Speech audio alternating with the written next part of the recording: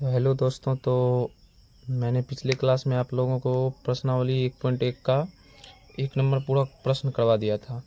तो आज चलिए हम 2 नंबर का प्रश्न करते हैं। तो इसमें देखिए क्या है हमारा प्रश्न कि दर्शाइए कि कोई भी धनात्मक विषम पूर्णांक 6q+1 या 6q+3 या 6q+5 के रूप का होता है जहाँ q कोई पूर्णांक है।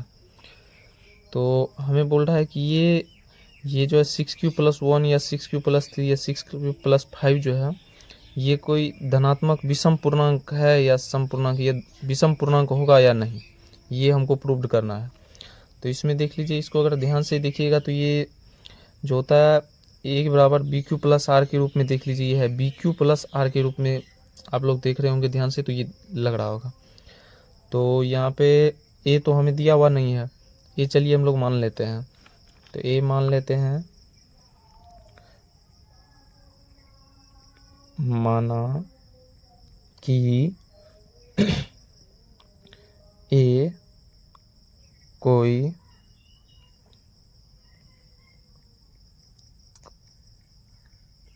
धनात्मक पूर्णांक है।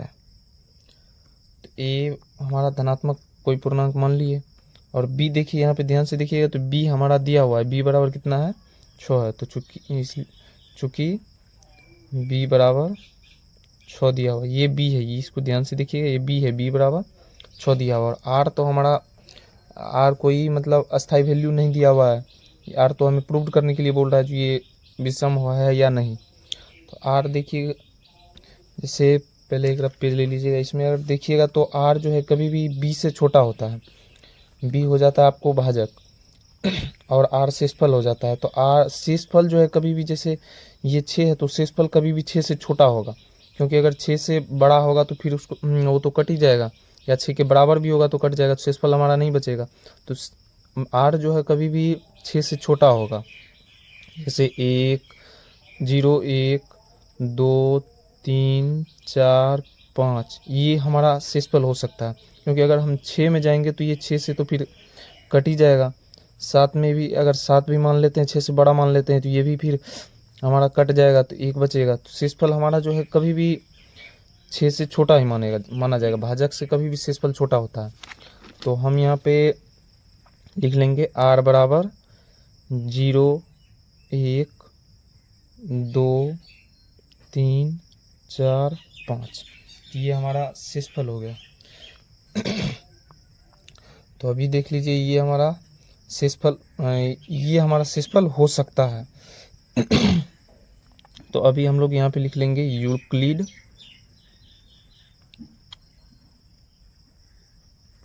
विभाजन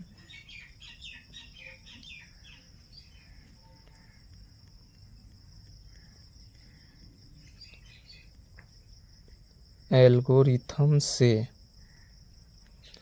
तो इसका फॉर्मूला क्या होता है, a बराबर bq+r। तो a तो हमारा दिया हुआ नहीं, तो a बराबर इसको हम लिख लेंगे, b बराबर देखिए हमारा 6 दिया हुआ है, तो हम लिख लेंगे 6, q तो नहीं दिया हुआ, q+r अभी अस्थाई वैल्यू हमें नहीं है, तो इसको r की जगह भी अभी r ही रहने देंगे, इसको हम इक्वेशन 1 मान लेंगे। तो अब क्या करना है, यहाँ पे इसमें जो है एक एक करके, मतलब r का तो कोई स्थायी वैल्यू है नहीं, तो इसमें एक एक करके सभी मान को हम इस यहाँ पे r की जगह पे पुट करेंगे, तब उसमें देखेंगे कि कौन सा ये विषम पूर्णांक आता है और कौन सा सम पूर्णांक आता है।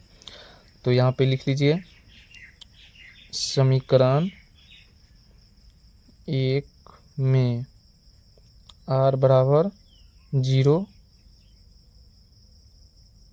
रखने पर, तो यहाँ पे रख लीजिए समीकरण 1 क्या हमारा, a बराबर 6q+r, a बराबर 6q+r की जगह पहले हम ये 0 रख लेते हैं, 0 रखेंगे तो ये हमारा क्या माना जाएगा, a बराबर 6q आ जाएगा।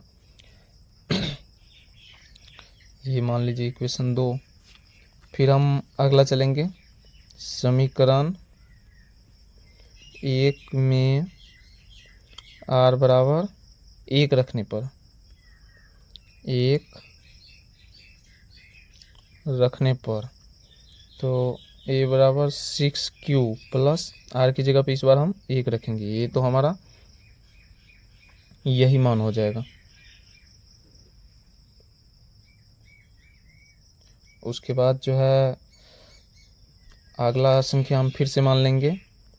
समीकरण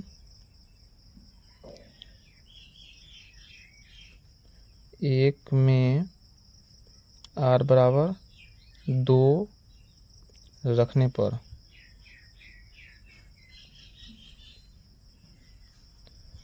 तो अगर a बराबर 6Q प्लस 2 तो a बराबर 6Q प्लस 2 रखेंगे तो ये आ जाएगा। फिर से हम अगला रख लेंगे, अगला मान समीकरण 1 में r बराबर 3 रखने पर।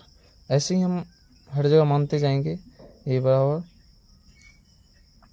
6Q प्लस r है तो इसको मान लेंगे a बराबर 6Q प्लस 3। ऐसे ही हम सभी 5 तक पूरा मान को रख लेंगे। ये में समीकरण 1 में r बराबर 4 रखने पर तो यहाँ पे क्या हो जाएगा, समीकरण तो हमें पता ही, बार बार उसे क्या लिखना है। तो a बराबर 6Q प्लस 4 रख लीजिए। फिर से यहाँ पे आ जाइए, यहीं पे मान लेते हैं हम लोग कि समीकरण 1 में r बराबर 5 रखने पर तो यहाँ पे क्या हो जाएगा, a बराबर 6Q प्लस 5। तो इसमें आप लोग यहाँ पे देख लीजिए ये क्या दिया हुआ है, a बराबर BQ प्लस r। ये 6 तो b का मान तो 6 है तो 6Q प्लस r हो गया। तो इसमें आप लोग चेक कर लीजिएगा इसमें कौन सा धनात्मक विषम पूर्णांक और कौन सा धनात्मक सम पूर्णांक है। तो आप लोग को चेक करने के लिए ऐसा कर सकते हैं, जैसे 6Q यहाँ पे देख लीजिए, यहाँ पे 0 का मान रखें तो यहाँ पे मात्र 6Q आया है। तो ये तो 6 दिया हुआ है। इसमें आपको चेक करने के लिए क्या करना है, Q की जगह पे 1 रखना है।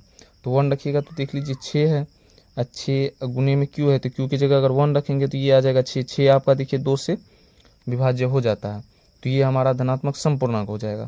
तो ये तो विषम नहीं होगा।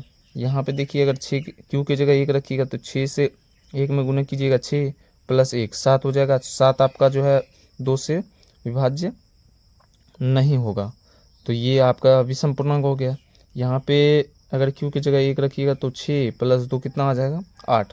तो ये 2 से भाज्य हो जाता है। फिर ऐसे ही इसको भी चेक कर लीजिए तो 6 प्लस 3 9 आ जाता है, ये भी आपका 2 से विभाज्य नहीं होता है। फिर ये 6 प्लस 4 10 हो जाता है तो ये तो भाज्य है, भाज्य हो जाता है 2 से। और ये 6 प्लस 5 आपका 11 हो जाता है तो ये भी 2 से जो है विभाज्य नहीं होता है। तो इसमें आप लोग यहाँ पे लिख सकते हैं, इसीलिए 6Q plus 1 6Q plus 3 6Q plus 5 धनात्मक विषम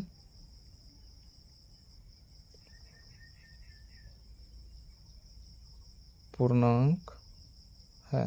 आपका ये सोल्व हो गया। तो ये पूरा सवाल समझ में आ गया होगा। कोशिश करते हैं जो आप लोग ऐसे ही इसको फिर से दोबारा एक बार अपने से अभ्यास कीजिएगा ताकि आपको पूरा ये सवाल पूरा का पूरा समझ में आ जाए। ओके, तो कैसा लगा वीडियो आप लोगों को कमेंट में ज़रूर बताइएगा। और अगर कोई सॉल्यूशन और बचा हुआ है, अगर कुछ किसी बच्चे को समझ में नहीं आया तो कमेंट कीजिएगा, उसको हम दोबारा समझाने का प्रयास करेंगे। और इसमें लिंक दिया हुआ व्हाट्सएप का, तो व्हाट्सएप ग्रुप में आप लोग ज्वाइन हो जाइएगा ताकि आप लोगों को